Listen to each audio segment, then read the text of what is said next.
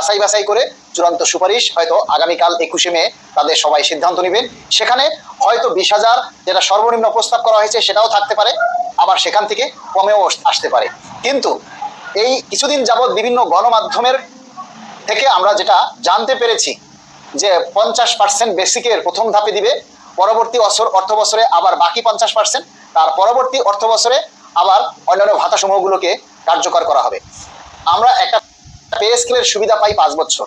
সেই 5 বছরের মধ্যে যদি 3 বছর লাগে আমাদের একটা পে স্কেল বাস্তবায়ন করতে, তাহলে পূর্ণাঙ্গ সুবিধা পাওয়ার পর কর্মচারীদেরকে আবার রাস্তায় আন্দোলন শুরু করতে হবে পরবর্তী পে স্কেল বাস্তবায়নের জন্য।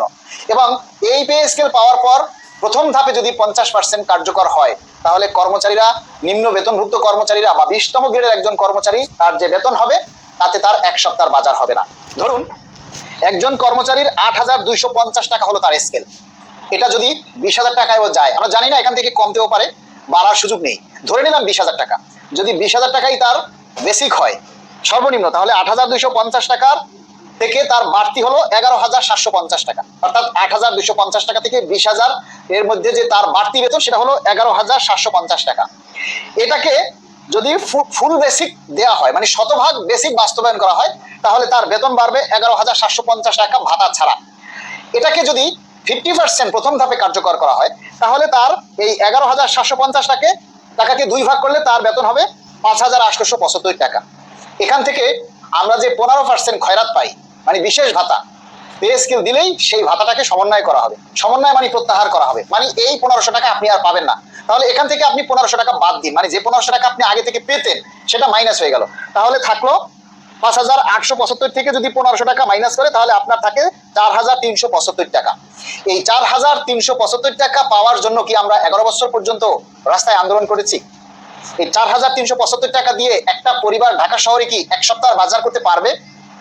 আর এই 4,375 টাকা পে স্কেলে বৃদ্ধি পাওয়ার জন্য বাজারে যে প্রভাব পড়বে, এবং একটা পরিবারে সারা মাসের যে নিত্য প্রয়োজনীয় পণ্যের দাম প্রতিটি আইটেমে বাড়বে, তাতে একটা পরিবারে যে পরিমাণ টাকা বাড়তি হবে, সেখান থেকে এই টাকাটা আরো তার 4 গুণ লাগবে। তাহলে এই বাড়তি টাকাটার যোগান ওই 20তম গ্রেডের কর্মচারী কোথা থেকে পাবে? হয়তো তাকে 12-13 হাজার টাকার বাড়তি যোগান দিতে হবে, সেখানে সে বাড়তি পেল 4,375 টাকা।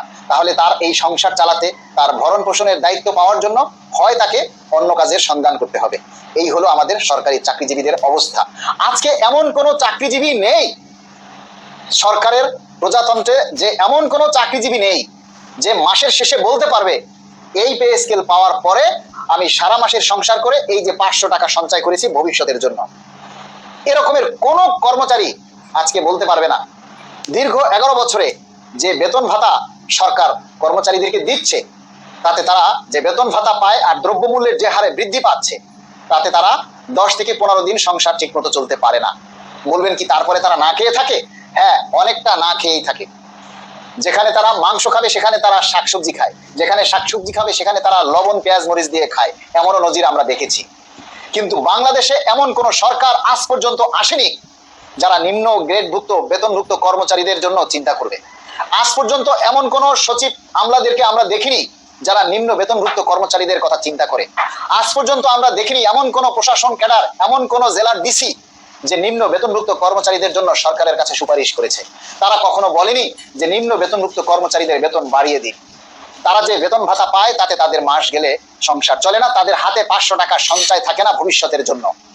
তারা শুধু তাদের নিজেরটাই চিন্তা করে, তারা কখনো নিম্ন বেতনভুক্ত কর্মচারীদের কথা চিন্তা করে না। অথচ দেখেন, আজ পর্যন্ত আপনারা কেউ শুনেছেন এই পে স্কেলের জন্য কোনো কর্মকর্তা আন্দোলন করেছে?